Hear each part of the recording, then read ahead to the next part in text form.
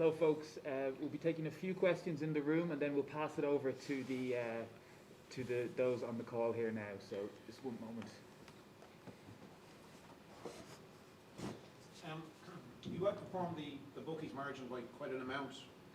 This is possibly, we're seeing quite possibly what the South African teams have to give to the competition. Maybe on the back of this, I'm asking you: Are we seeing a picking up of the game? Because that was a good performance. Yeah, thanks, sir. We predicted that it's going to be muscle versus speed tonight.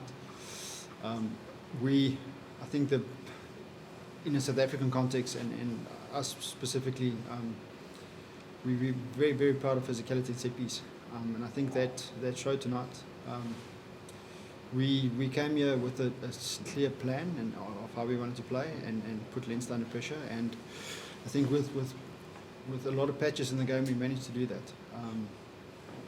We, as South Africans, I think, rightly as you say, it's a snapshot of what is possible.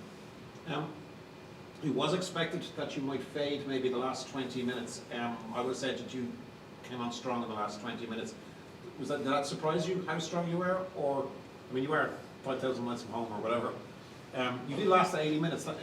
Were you personally expecting that? I think the proudest comment I can make on that is we finished the game with a lot of young players, and seeing how they responded, seeing that they can play at that pace, that's encouraging for us. That's very encouraging.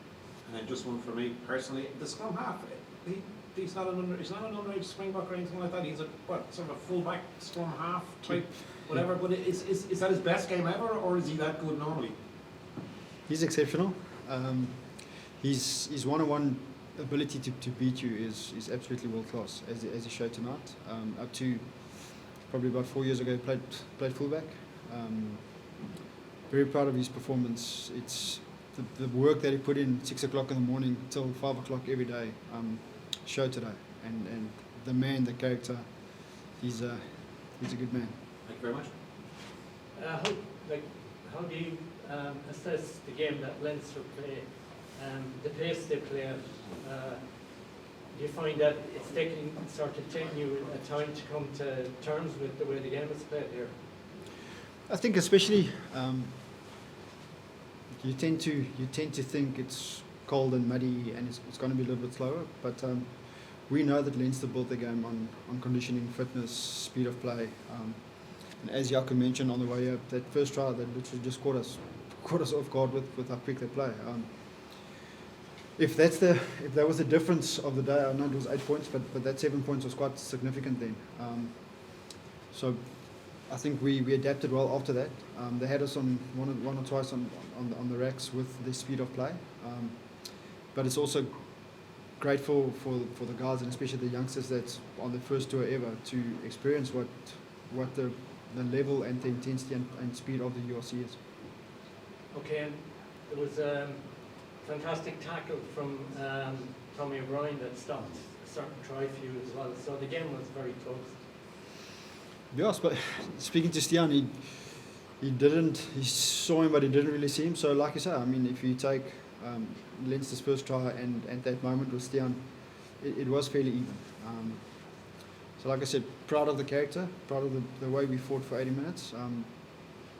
I think they still won the small moments, which in the end was the big moments. You said you won so many penalties in the first half. Were you disappointed to be trailing at half time, considering you were winning a lot of penalties at scrum time as well? Yeah, I think so. Unfortunately, Jordan missed the first 2 penalties. I think if we managed to go probably 6-0, that they don't score, it's 9-0. I think it's a different pressure there. We weren't way off half-time score-wise, but obviously it's a little bit of a different feeling if you go into the sheds half-time in your away game and you are ahead. And your first experience playing Leinster, how did you both find that? You go first. As Coach said, I believe it's a massive learning curve for the younger guys. If you look at Leinster coming out of Super Rugby, you could compare them to a Crusader side that likes to speed a pace of that likes to speed it up. And those first line-outs, they caught us off guard. They showed us how they want to play. And afterwards, I spoke to us captain, and I told him, yes, it's a massive step up, because we're used to the huddles before the line-out and then slowing it down, going into the line-out in South Africa. And this is just a whole next level, but it's good. The guys have to experience it, and you have to adapt. You have to react quicker. So playing against a world-class team like Leinster today was a massive learning curve for, I think, all of the guys. Great. Yep. Will we open up to the... Okay, guys, everyone that's online, you're welcome to ask some questions. Thank you. Leon? Jan de Koning here. I think it would be a miss of me after having hammered on about your defence for the last month, not to mention how much has improved. I mean, it's 90%, given it to 75%, and then your discipline. I think, it's about attitude. I mean, your discipline is good. You only 8 penalties, if I'm correct, and 90% tackle success rate. That says a lot about the team's attitude and the desire to play. Yeah, thanks, Jan. I think our average penalties per game currently is 9. So that's we're striving for only conceding maximum of 8 penalties a game. And then I think we as part of the comments about speeding the game up, I think we managed to get square on in front on defence, setting quicker, and I think the attitude tonight was evident to see. Jaco, if I may ask you, I mean, how heartening is it that you come out of a performance like this? The guys, the players can now probably start believing that they actually belong here. Yes, definitely. Yes, for me the big thing is being consistent. We played it's probably a shock against the Bulls. Came back really good, and we can't go good, bad. But today the guys really stood up for each other, and I'm really proud of the young guys that came in with massive energy. You can feel that energy on the field. The way they play, the way they communicate, just that enthusiasm that they have. Really proud of them. It's not easy to come to one of the most successful clubs in this competition, and it's never nice to lose, but I thought we were in it. Did it help that you guys could go away as a team and you spent the whole week in the same environment all the time instead of going home every night? Yes, definitely. The team was buzzing. It was good to experience. It's good to experience good vibes, and I think mentally that makes a massive difference in the team. If the guys are enjoying each other, making jokes, and at the right time switching on. If you cross that 4 lines, you have to play for each other and earn each other's respect.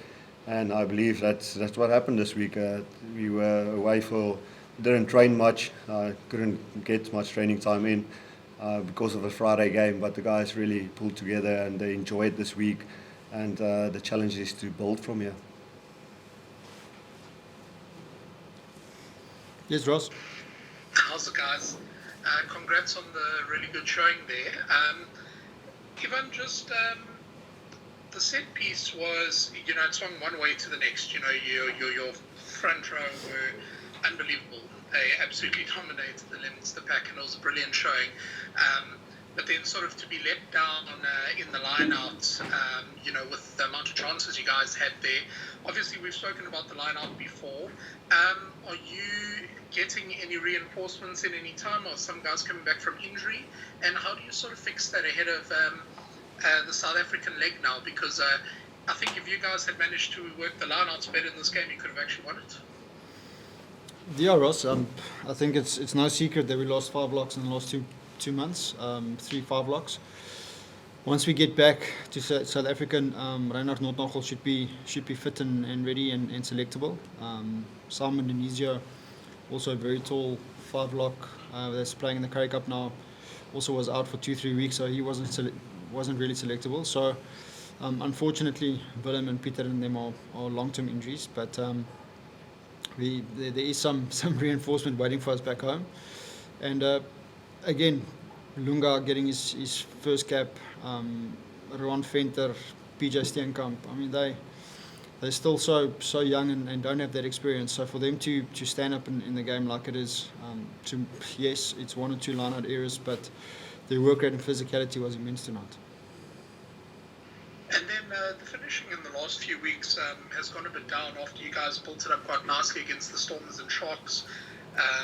At the start of at the end of last year and at the start of this year. You've only scored 4 tries in the last 4 matches. Where do you think the guys are going a bit wrong in just getting over the line there? You guys had a lot of chances in this game, and if you'd taken a few of them, as I said again, might have walked away with a win. If I can answer that twofold, the one is generally on us and the other one is on Leinster. I'll start with Leinster. I think they're probably the team in the world that scrambles the best in their 22. So they force you to go through phases. So we had a good meeting with Felix Jones on Tuesday. If you must almost chance your arm once you get that half line break, because they just don't allow you to outwork them. So that's a massive benefit for them. For us, I think we get a little bit hasty. Sometimes speeding it up and sometimes slowing it down is there, and that currently our decision making or that relationship is just not working for us. Thanks very much. And lastly, just Jaco, for you, do you think that this performance was a really welcomed one for the team as well, the squad as a whole, and in terms of giving you guys a lift ahead of the South African run of games now?